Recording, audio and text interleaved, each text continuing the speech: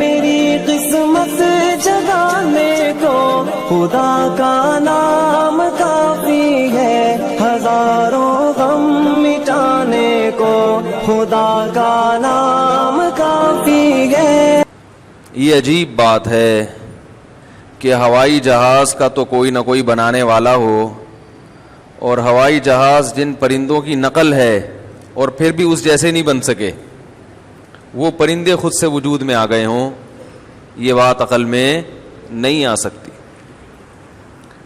اور پرندے اور ہوائی جہاز کے فرق میں بتا رہا تھا کہ جو پرندہ ہے وہ ہوائی جہاز سے، ایروپلین سے زیادہ پیچیدہ نظام ہے اس کا۔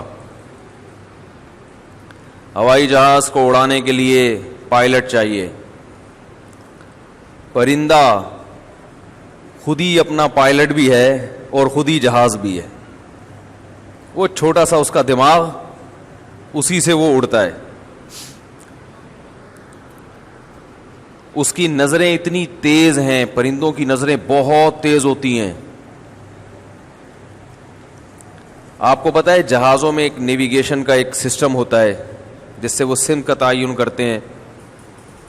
پرندے میں جو اللہ نے انجن فٹ کیا ہوا ہے نا، جو اس کا دماغ ہے، اس میں وہ نیویگیشن کا سسٹم پہلے سے انسٹال ہوا ہوا ہے۔ وہ پرندہ مقناطیسی لہروں سے اندازہ لگاتا ہے اپنی سمت کا، اور یہ بڑے پرندوں میں بھی ہے، چھوٹے پرندوں میں بھی۔ شہد کی مکھی بہت ہی چھوٹا سا ایک پرندہ ہے، چھوٹا سا۔ قرآن نے اس کی ایک مثال بیان کی، فَاسْلُكِي سُبُلَ رَبِّكِ ذُلُولًا۔ یہ ایک ایک قرآن کی دلیل جو ہے نا، ایتھیسٹ اور جو اللہ کا انکار کرنے والے ان کے منہ پہ زوردار چماٹے ہیں، ایک ایک دلیل۔ یہ ایسے جیسے ایک تھپڑ لگا، ابھی وہ اٹھے نہیں تو دوسرا تھپڑ لگا دیا، وہ اٹھے نہیں تو تیسرا تھپڑ لگا دیا۔ کچھ دن پہلے مجھ سے کسی نے اعتراض کیا کہ بھائی دیکھو کچرا کہیں ہو تو اس میں خود بخود کیڑے پیدا ہو جاتے ہیں، تو ایسے انسان بھی خود بخود ہو گیا۔ انسان بھی کیا ہو گیا؟ کہیں پانی کھڑا ہو کئی دنوں سے تو مچھلیاں خود بخود پیدا ہو جاتی ہیں نا، تو ایسے ہی خود بخود کوئی چیز پیدا ہو گئی تھی، اس سے ہوتے ہوتے ہوتے ہوتے ہوتے ہوتے بندر پیدا ہو گیا، پھر ہوتے ہوتے انسان پیدا ہو گیا خود بخود۔ اتنے بیکار دلائل تو انجینئر کے بھی نہیں ہوتے۔ ٹھیک ہے، یہ خود بخود اگر پیدا ہو رہا ہوتا، یہی تو بات ہے کہ یہ جو کچرے میں کیڑے خود بخود پیدا نہیں ہوتے، یہ تو اللہ کی قدرت کی دلیل ہے۔ پانی کھڑا ہوتا ہے، مچھلیاں آ جاتی ہیں، کہاں سے آ گئیں؟ انسان یہ عقل حیران ہے نا، یہ خود بخود نہیں ہو رہی۔ آپ کہہ سکتے ہیں بھائی سائنسدانوں نے ریسرچ کی ہے کہ وہ اس میں کچھ انڈے ایسے ہوتے ہیں جو باقی رہ جاتے ہیں، کہیں نہ کہیں ہوتے ہیں اس سے، تو انڈوں میں ایسی چیزیں ڈال دینا کہ اتنے سالوں تک وہ اسٹور رہ سکیں اور پانی ملے تو دوبارہ گرو کرنا شروع کر دیں، یہ پری پلان ہے، یہ ایسے ہی نہیں ہے خود بخود۔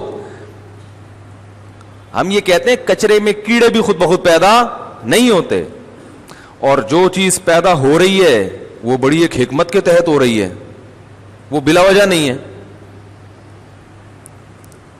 کچرے میں کیڑے کا پیدا ہونا، اس کی بھی حکمتیں ہیں۔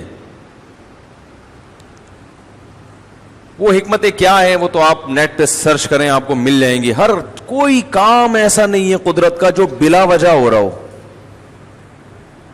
بلا وجہ ہو رہا ہو۔ ڈاروین کے جو ماننے والے لوگ تھے نا، جو سائنسدان جو ڈاروین کی تقلید کیا کرتے تھے، انہوں نے بہت کوشش کی اس کائنات میں بے ضابطگی کو ثابت کرنے کی، کہ بہت سی چیزیں اس کائنات میں ٹیڑھی میڑھی ہیں، غلط ہیں۔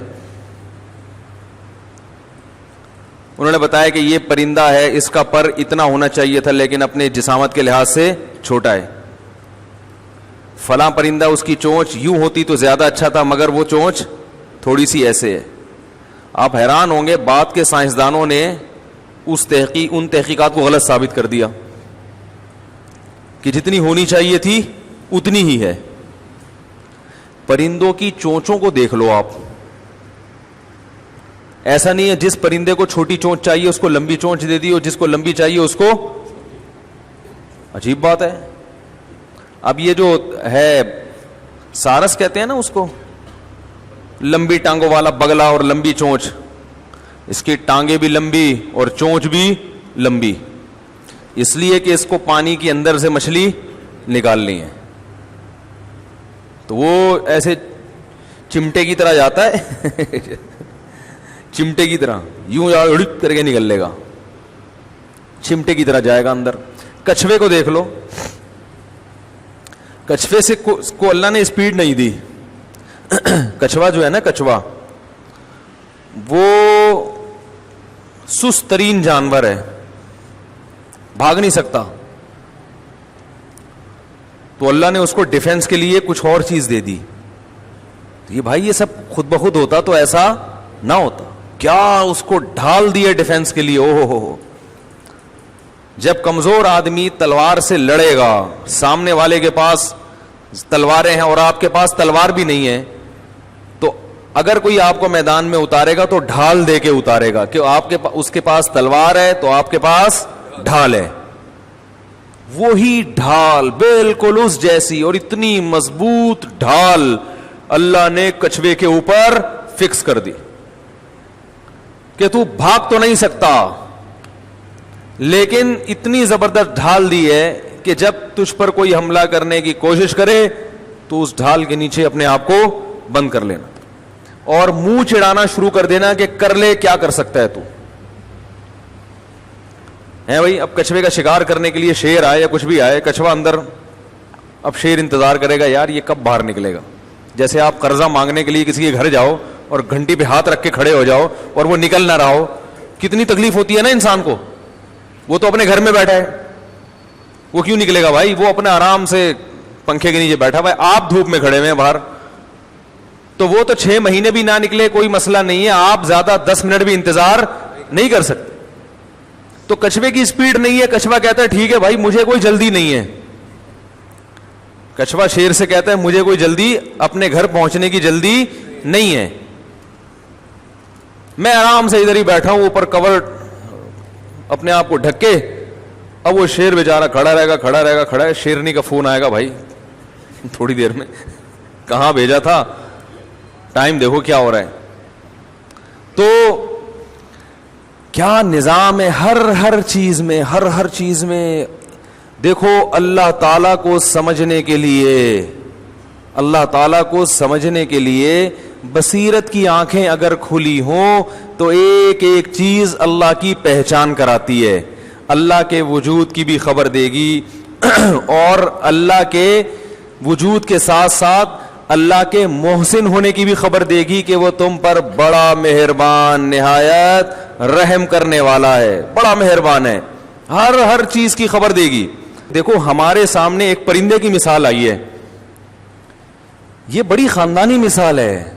تو ہونا یہ چاہیے کہ پرندے کی اس مثال کے بعد ہمارے ایمان کا لیول ایسا ہی ہو جائے جیسے کہ جادوگروں کے ایمان کا لیول ہو گیا تھا. یہ بہترین مثال ہے.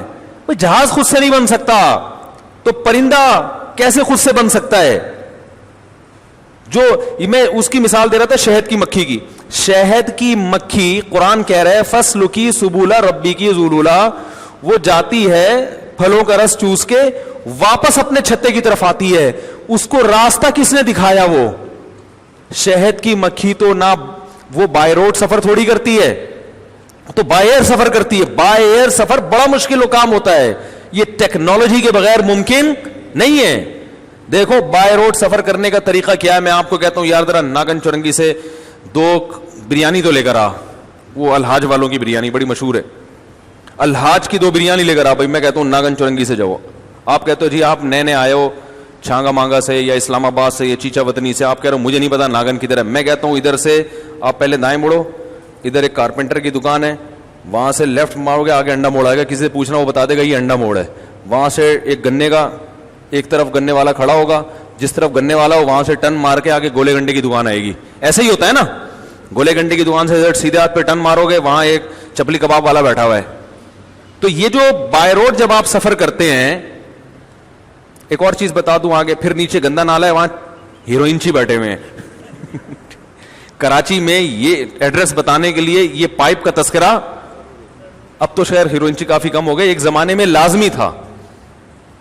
بہت ہیروئنچی ہوا کرتے تھے, پتہ نہیں کہاں گئے ہیں, اللہ خیر کرے, وہ یا تو توبہ کر لی ہے یا کہیں ڈیلیٹ ہو گئے ہیں, واللہ عالم. پہلے بہت ہیروئنچیوں سے واسطہ پڑتا تھا. تو یہ بائی روڈ سفر کرنے کا طریقہ ہے, یہاں جاؤ ادھر نظر آئے گا, یہ آئے گا, یہ آسان ہے. ہوا میں جب اڑ کے جاتا ہے نا انسان اوپر جا کے تو سب ختم.